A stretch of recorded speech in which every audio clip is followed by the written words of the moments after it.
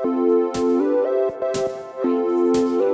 you are listening to MichMash, a place where I get to talk to the weird, wacky, wonderful people of this world, people I adore and want to know more about.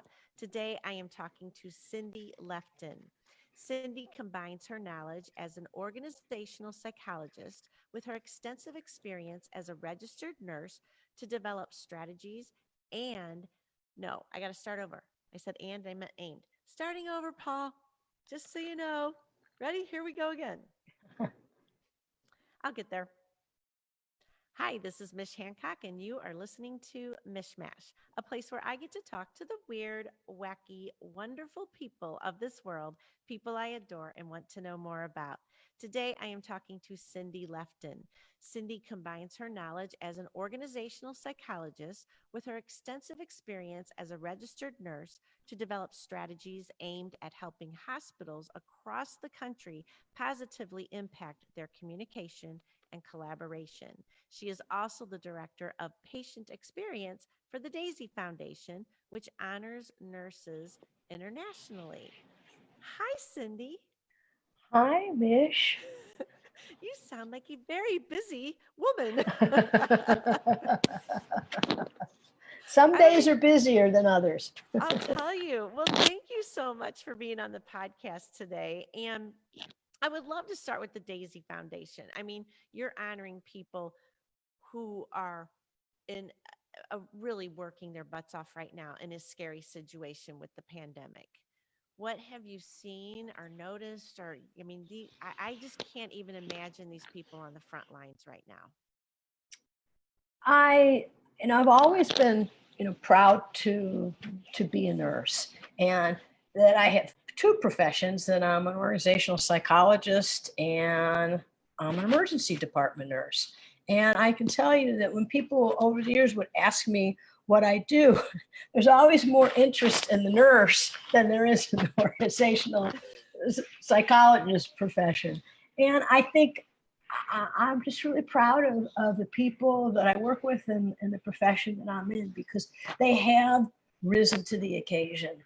And if people think that we weren't and still are not scared, no, we are, Oh, because gosh. we have families, and so many people that I work with have children. I'm working with nurses that are pregnant. I'm working with nurses that just delivered a baby in the pandemic. So we're all concerned about that. I have an 89-year-old father, so we don't want to take any of this home to them. So that's where our concern and sometimes our fear comes from. But we show up because that's what we do.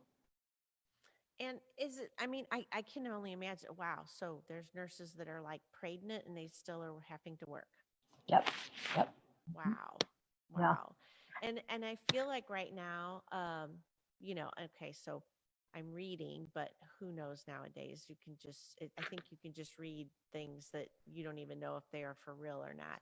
But it sounds like, from what I'm gathering from some trusted resources, I hope, is that it's the healthcare system is really under the gun right now. It's a very difficult place to be, and our resources are. I mean, we're using up a lot of our resources. Mhm. Healthcare has always been a challenging environment because of the financial side and reimbursement. And I am not a dollar person at all. So I don't do budgets or anything like that. I have lots of friends and colleagues that do, and I tip my hat. I'm more about the people. But so it's always been really tough for the financial piece, but now it's gotten even harder because just in emergency departments alone, when the pandemic hit the United States, we lost 50-60% of our patient volume coming into emergency departments across the country.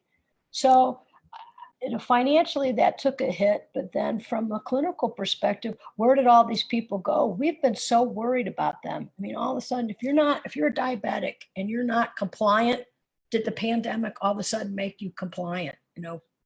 Oh, got yeah. Yeah, where'd the heart attacks, where'd the strokes go? So we've been really, really, really worried about all of our patients, and they're starting come back now. But it is a complicated environment to operate in, and we're trying. There's no playbook for this thing, so it's being invented in a day. Sometimes it's being invented in a minute. And I mean, is COVID something that you feel like people recognize? I mean, to me, it just sounds like, well, anything could possibly be a symptom. There's so many symptoms. I mean, like every time I Yeah. read something, I was like, this could be a symptom. I'm like, oh my gosh, like if I have an eye twitch, I'm going to start getting worried here. I mean, everything feels like Yeah. just a symptom. It's reasonable. I mean, you can get diarrhea from eating too many string beans, and that now is one of the symptoms. So, yes, and I think that we are testing a lot more people. Our testing system is still broken for a variety of different reasons, but we are doing better, not Donald Trump better, but we're able to get results quicker in the hospital setting. I know that some of these places are not, but I think we're doing a better job at recognizing because we know a little bit more, but also we've really extended the reach. I mean, if you are going to have surgery now, even if you're going to get a bunion removed from your toe, you very well may end up getting tested for COVID before surgery. Well, that makes So, sense. yeah, Yeah, yeah. that makes sense to test everyone. Mhm, mhm. So the Daisy Foundation, let's talk about honoring these people. When did you this I mean, did you start this or was it started by someone else and you came on or how did it come to be? Well, sometimes you're in the right place at the right time, and that's how I became affiliated with the Daisy Foundation. The Daisy Foundation was actually founded by three people, parents parents Bonnie and Mark Barnes, who their son Patrick was 33 years old, and when he and his wife Tina had just had a baby, and I think Riley was about 6, 8 weeks old when Patrick went into the hospital, and about 6, 8 weeks, Patrick passed away very unexpectedly. Oh, And he had a blood disorder that he stopped making platelets. And those types of deaths are pretty gnarly because people basically bleed to death. And oh God. so it was pretty intense. Patrick went on a life flight helicopter airplane from Amarillo, Texas, up to Seattle because at the time they were doing just some amazing things with bone marrow transplants, and so the family went through a lot. And Patrick passed away, and so when Tina, Patrick's wife, and Bonnie and Mark were what they will tell you having a liquid dinner, and they were talking about how do they navigate life without Patrick. They said that they kept coming back to the care that not only the nurses gave to Patrick, but that the nurses gave to them. And all three of them were advertising people. So they got this whole idea of marketing and advertising. They knew how to motivate and they knew how to reach. And their primary purpose was they just wanted to say thank you to nurses for their extraordinary work. They literally started this out of their home. They still run it out of their home. It's in over 4,000 hospitals in 28 countries. And its sole purpose Wow. is to say thank you to nurses for their extraordinary work. They're the best cheerleaders that nurses have. Everything goes back into the organization. They're amazing. Bonnie and Mark volunteer full time. Wow. Yeah, That's they're what a great way incredible. to honor your son and then also honor others. I love that. And Mhm. what does it stand for?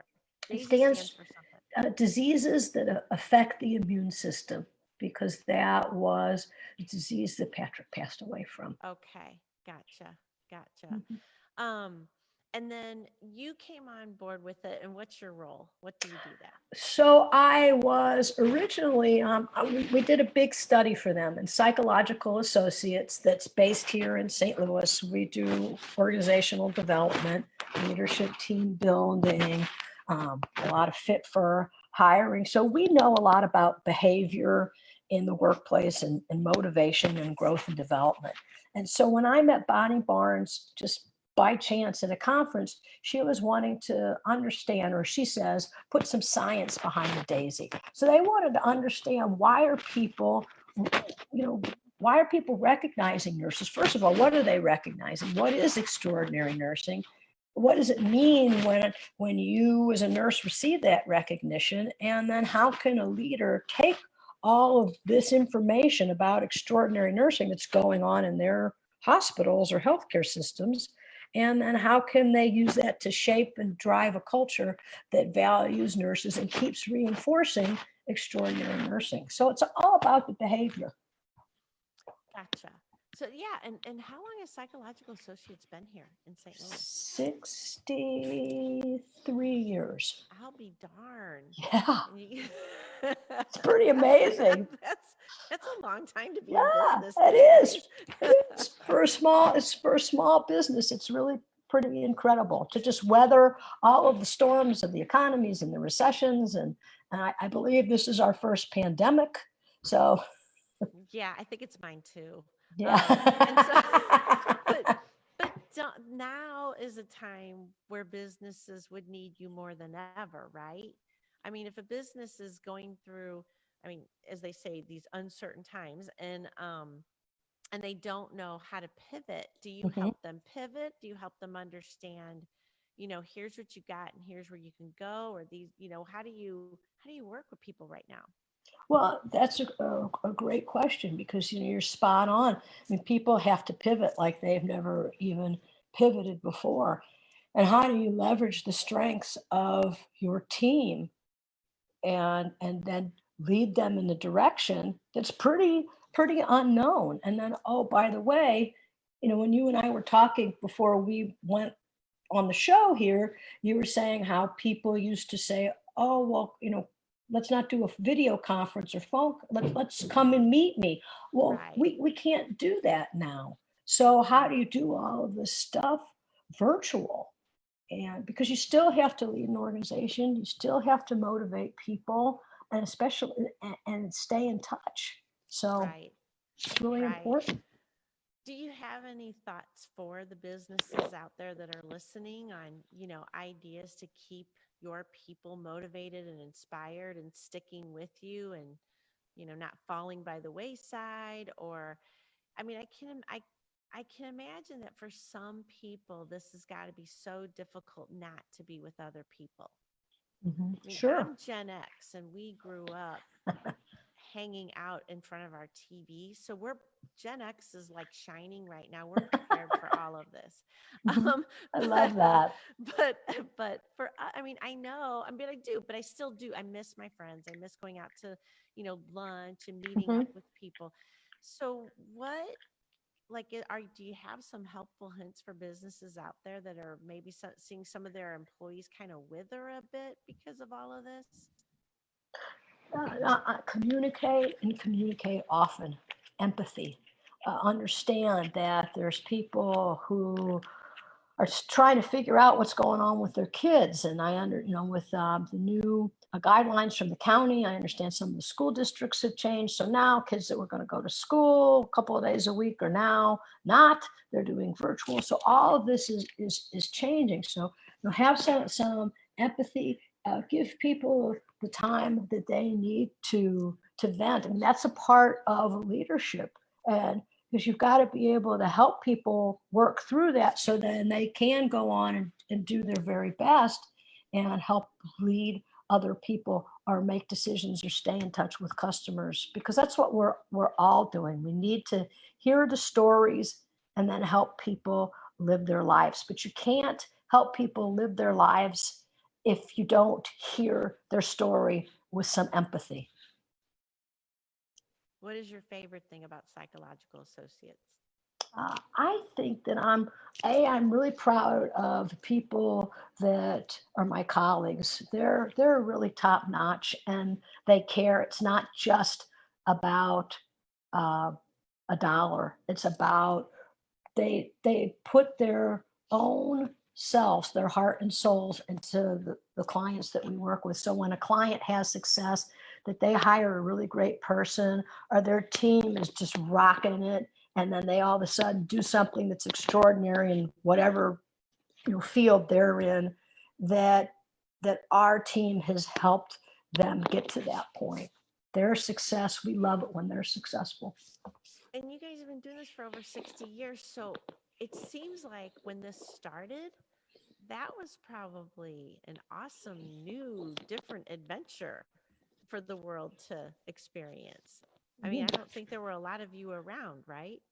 No, no, actually, the two founders were both clinical psychologists, and they started doing organizational psychology for different firms in St. Louis. And one of the first things that they did was for Anheuser Busch at the time, when they had a beer that wasn't selling really well, Busch Bavarian beer, and they were asked to analyze why people weren't buying it. And what happened was is that so they did, and they found that the label was in pastel colors, but they were marketing it to a very manly group of men. And they, Oh, that's interesting. I'm wearing pastel today, so this is so right for us to talk about pastel colors.